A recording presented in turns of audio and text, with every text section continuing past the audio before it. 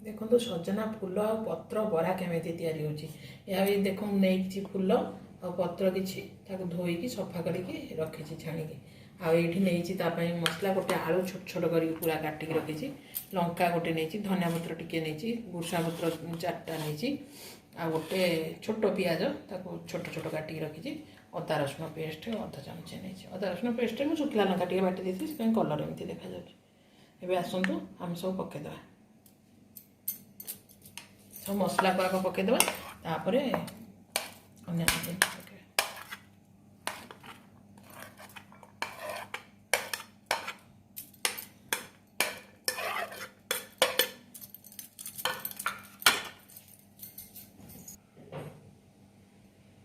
हलदी गुंड अधा चमचे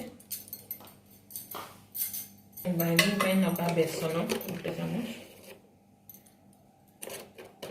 1 चामच बेसन नौ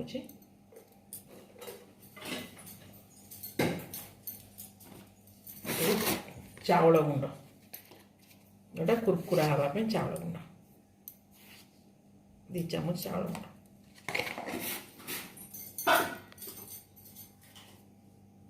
स्वाद अनुसार लुण गोलैद भल कि गोलैद से पानी जी थी से शाग फूल हो जापे जदि न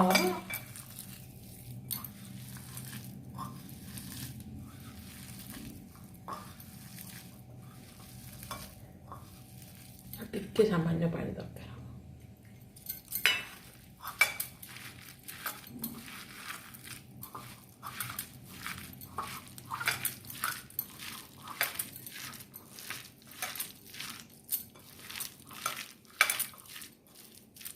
होगा आम या तेल पकेबा 2-3 चामच 2 चामच तेल पकई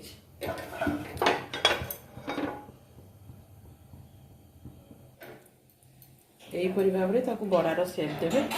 आ डीप फ्राए नुह सालो फ्राए हम यहाँ बहुत लोग खाଇବା जानी ना एमतिया तैयारी कले समस्ते खावाई पसंद करेंगे।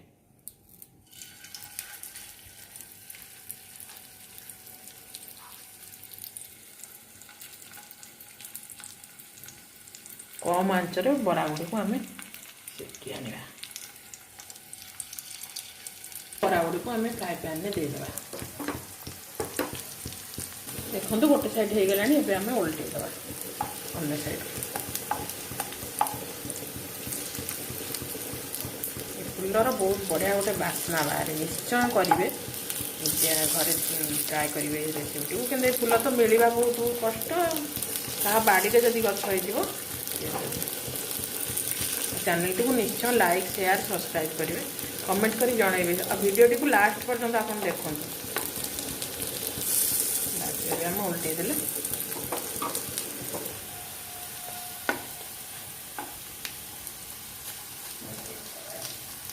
देखो ये हो गला परा आम बाहर करवा।